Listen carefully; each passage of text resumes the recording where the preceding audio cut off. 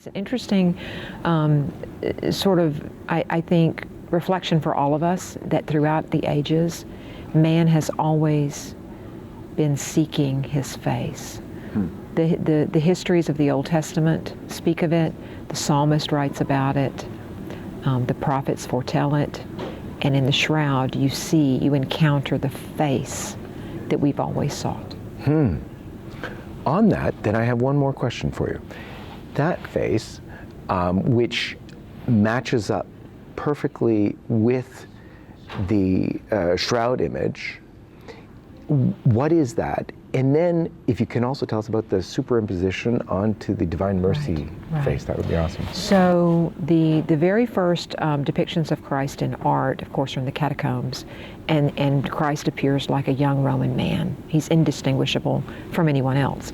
But suddenly, beginning about the 6th century, after Christianity is no longer persecuted, you begin to see a very radically different image of Christ, one that is more Semitic looking, one where he has long hair and a beard, a plucked beard, a swollen eye.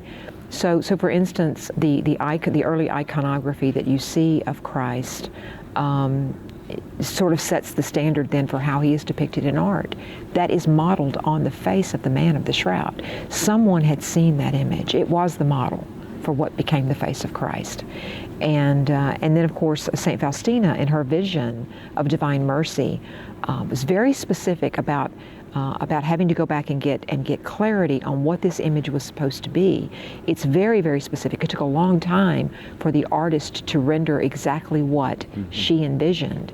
And it has been demonstrated. Adriano Kudis of Turin, who's done a good bit of work on this, has demonstrated that the Divine Mercy image and the Shroud image are in perfect alignment. It is so great to have with us Father Rafael Pasquale, who is actually the founder of the Athonia Institute, which is actually part of Regina Apostolorum, a Rome university, where they studied a lot on the shroud. And then eventually, thanks to Father, it became its own diploma, gathering the top experts of all the world, especially in Turin, where the shroud is retained, of course, and therefore granting a diploma just on the study of the shroud. And it is huge, as we'll learn in this episode. Father Raphael, good to be with you. Tell us a little bit about this display here, and why a new display on the shroud. So we began in 2006 with a first exhibit in Jerusalem, in Notre Dame of Jerusalem Center, with Father Hector Guerra, who has the idea to do this. And there were some other exhibits. The second one in Rome, also in the States, in Poland, and Portugal, and so. And we see we need to do a new version because there are some new discoveries, and we need also to present the message in a more graphical and modern view. No? So in one side we want to show what is the shroud to the general public, but as you say, we want also to prepare person to know more profoundly what is the shroud in a very interdisciplinary view. No? So diverse perspectives, historical, scientific, theological, spiritual, pastoral, and so. Beautiful.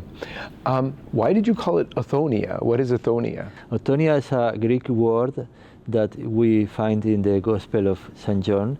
When Peter and John went to the sepulchre, they saw ta Athonia keimena, the clothes lying in the place with the body was where the body was released, no?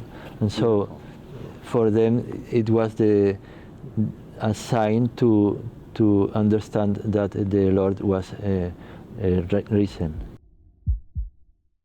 I am pleased to announce the launch of the new LSNTV app, which can bring all of LifeSite News' top video content direct to your phone, tablet, computer, and TV so that you can bypass the censors and keep fighting with us for life, faith, family, and freedom. Don't be alone in the darkness. We've been canceled. Fight the cancellation. Download the app.